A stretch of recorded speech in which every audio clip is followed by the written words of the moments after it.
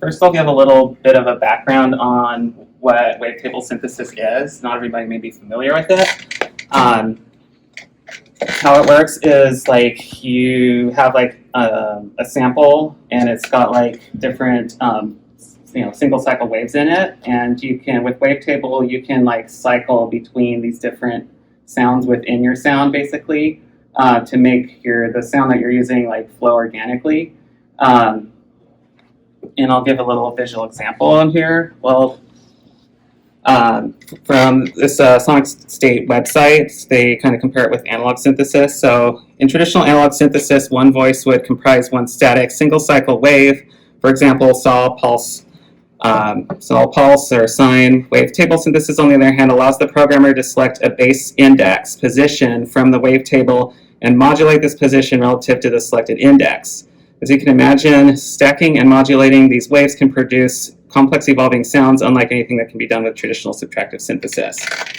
Now, don't get me wrong, I love analog synths, they're awesome, but the beauty of analog synths are typically they're filters, at least with subtractive synths. The oscillator section is pretty basic, just like a sawtooth wave, a pulse wave. With Wavetable, it can get a lot more complex.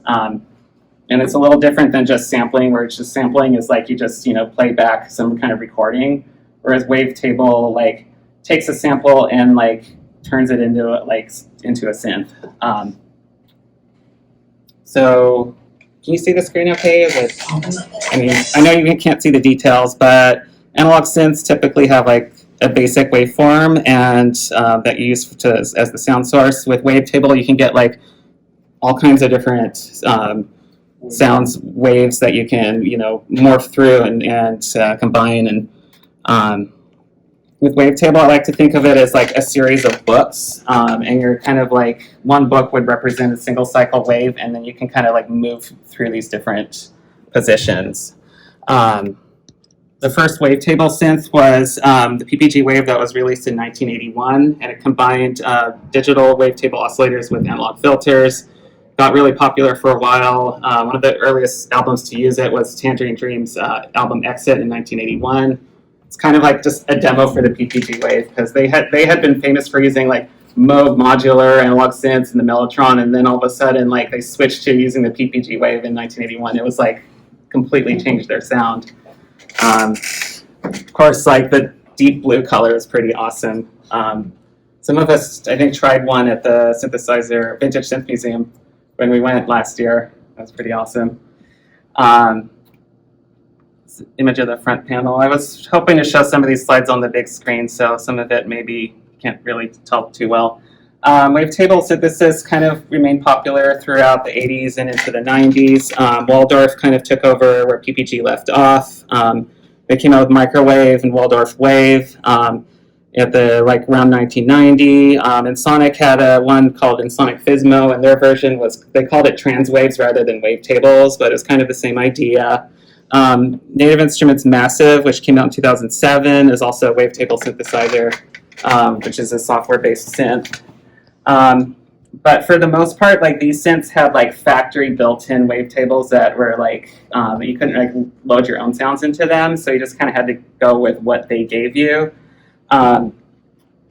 Another type of synthesis that came out around the same time as vector synthesis, which was made popular by the sequential Prophet VS, and so that allowed you to it had different waveforms that you could load in, but you could kind of crossfade between them in different positions, but you couldn't like scan through it. But a synth that I've used a lot is called Cakewalk Rapture, where you can load in some.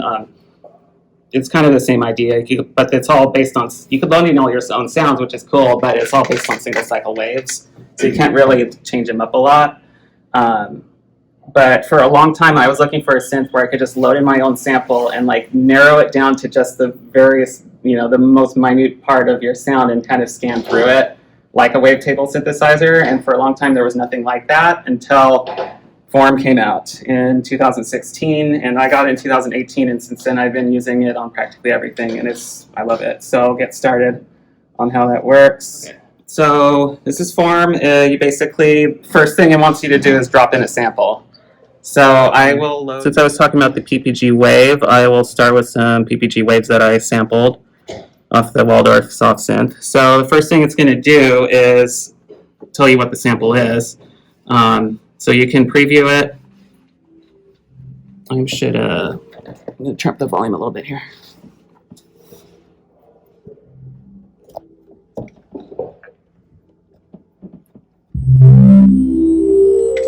So you can load up to 30 seconds, and you can tell it how much of your sound you want it to load up. I'm going to load up the whole thing because it's pretty short here. And then here, this is, you can play it back. So the default position is just to play it back linearly like a sampler. It's fairly basic. But whereas a typical sampler would just play back the sound like that, you can do so much more with Form. So it basically analyzes the whole entire sound, like figures out what the pitch is, and then you can speed it up, slow it down, and still make music with it. And it doesn't sound like traditional sampling where it just sounds yucky, because it's basically resynthesizing the whole thing. So this is your layout. You can tell it, you can crop it how much you want to have, which can all be MIDI controllable. And so to make it basically like you would with a Wavetable synth, I'm going to switch to manual here. And this is your playback position. So while it's here, it's just playing like this part right here. And I'm going to hold that down and I can move this around.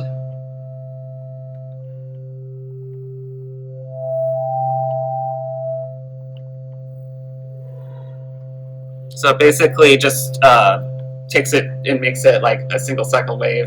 You can just take any little piece out of your file and make a new synth out of it.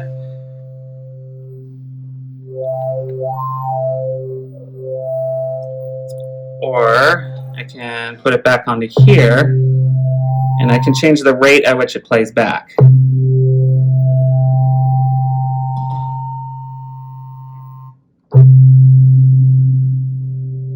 I can make it slow, I can make it fast. How slow can you make it? Down to 0. So you can just, if it's at 0, it's just going to be at the original playback head, like at the beginning. So it's just going to stay here. I can change where the playback heads begins. So if it's at 0, it's just going to stay here where this white line is. But if I turn it up just a little bit, it's going to start scanning through my sound.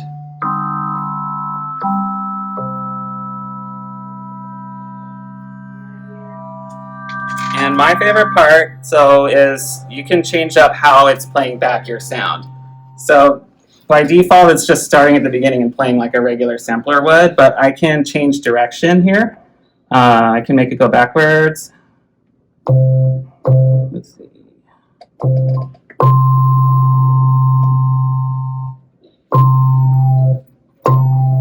Can you set it up to where it can randomly jump positions? Yeah, so there's retrigger mode and now there's free mode. I just switched to free mode. So now it's just...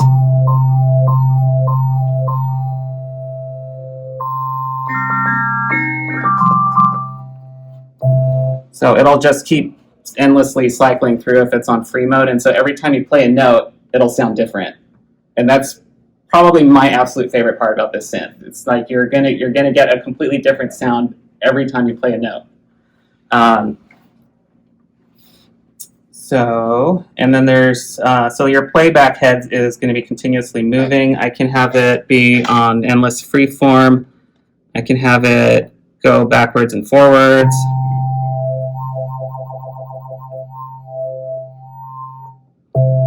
And then I can change up how much is it's playing here.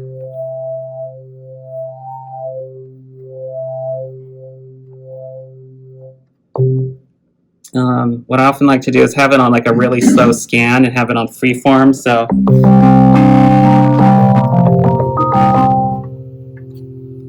it's just like always constantly evolving here.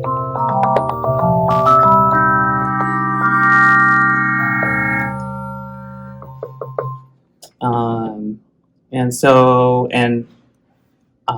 there's another section here where you've got your traditional envelopes and LFOs. You've got a lot of different sound shaping tools. I'll get into some of these other things in a second. But I'm going to load in another sample here that's a little more complex. Projects. So I'm going to crop off all this empty silence here. Just go with this part. This is what happened. Right. Never mind how bad this sounds, but that's not the point. Okay. This is what happens. So if it's at if this is wave speed is at 1, it's just going to play it back at the original timing. But I can speed it up like to crazy amounts, or I can have it like super slow. Now this white line here is it's analyzing the pitch of the original sound, and so when you first load it in, it's going to try to mimic what the original sound was as much as possible. But if you want to turn it into something you can actually play, you're going to hit flatten pitch on the second tab here, and that turns it into whatever note you're actually playing.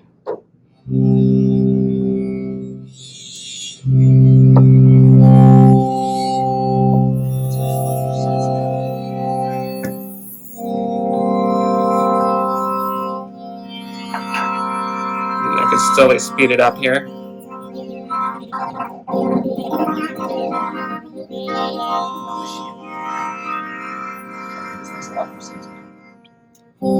And I can change like the format tone of it.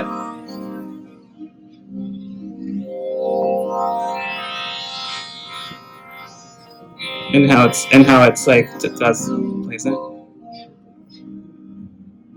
Now, if you want to get a little rhythmic, you can turn it into BPM mode, and now it's going to be playing back your sound at a certain rhythm. So you can probably like shorten that a little bit here.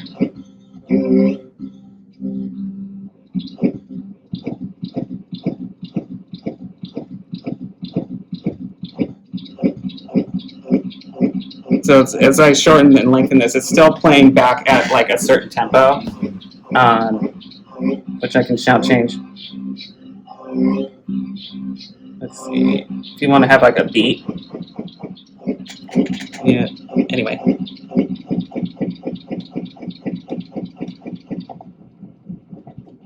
Another cool part I like to do with this is you can actually load in some like polyphonic material. And let's see. So I've got a few different things here that I like to load in. Let's see.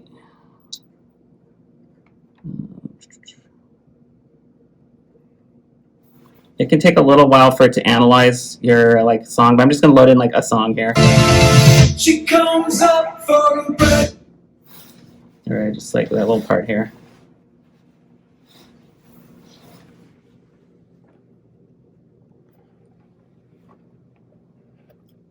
When you're loading in like a really complex sound, it can take a little bit of time to load in because it's like has to analyze what it thinks is the original pitch of the sound. I'm gonna go back to here.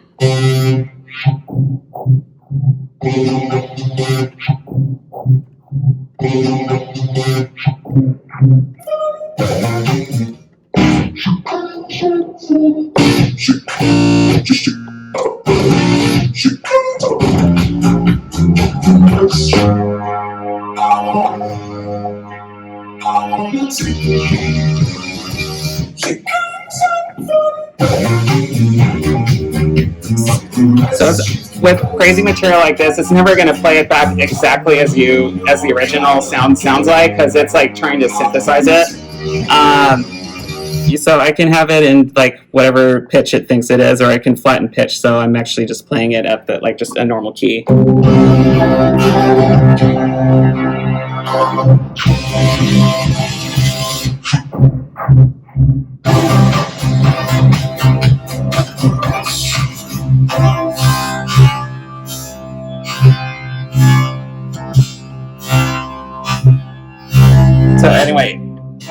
you can tell, like, you can quickly turn it into something completely different. Let's go back to BPM here. So I'll try to make it something rhythmic. Let's see. Probably want to shorten it a little bit here.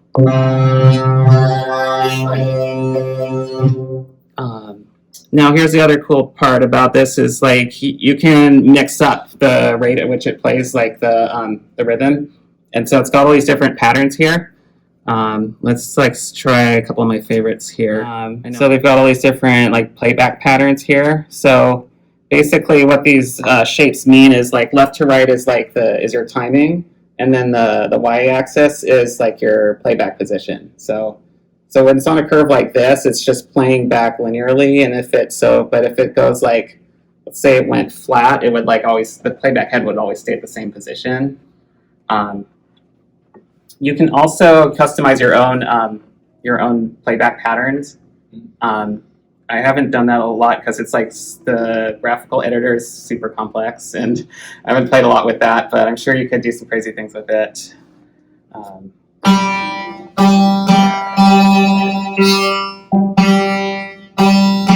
So I think this like BPM mode is probably most useful with these kinds of patterns because it's kind of like sequencing. I can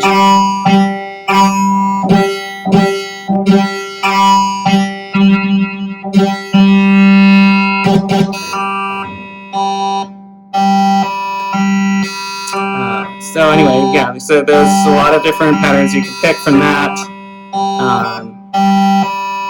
If I go back here, I can start.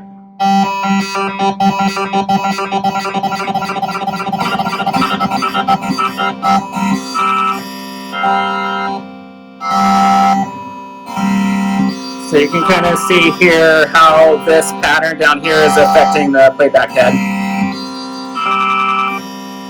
And then I can also automate like the MIDI, like the position of where it's playing and how wide.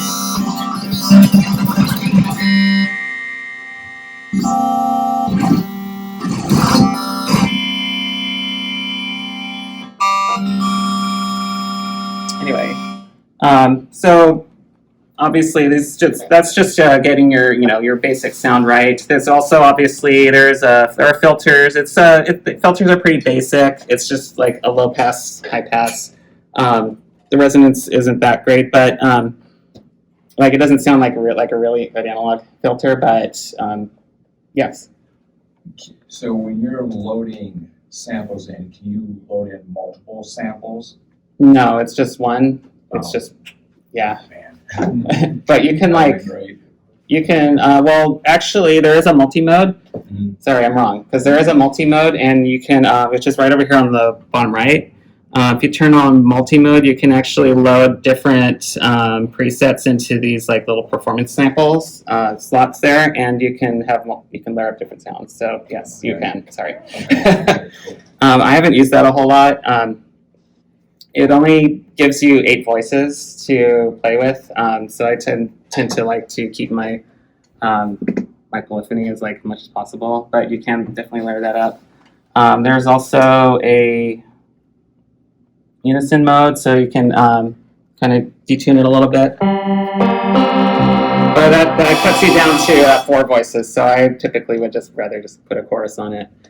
And then I can automate where in the sound it's playing from.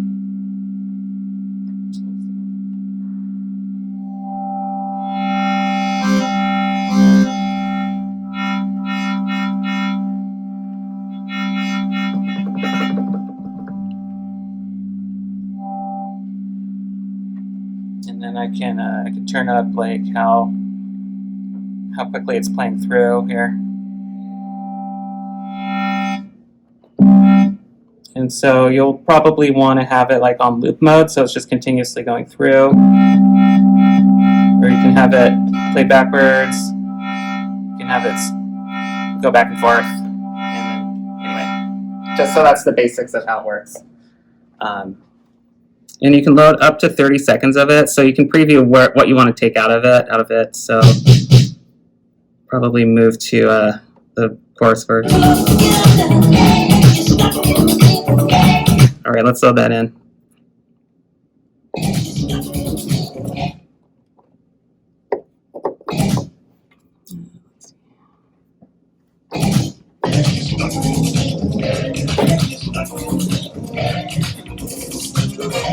So, yeah, that sounds pretty funky. But when you're slowing it down, it sounds pretty cool. Then you can flatten the pitch so that you're actually playing back actual music.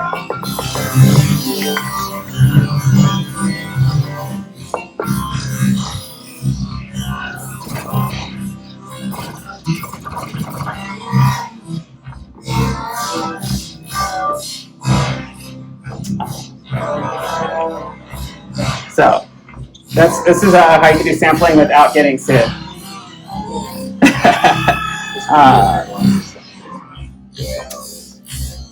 All right, so I think we're out of time. I was going to try just play back a few different presets, but I'll try just one for instance here. All right, this will be the last one, I promise.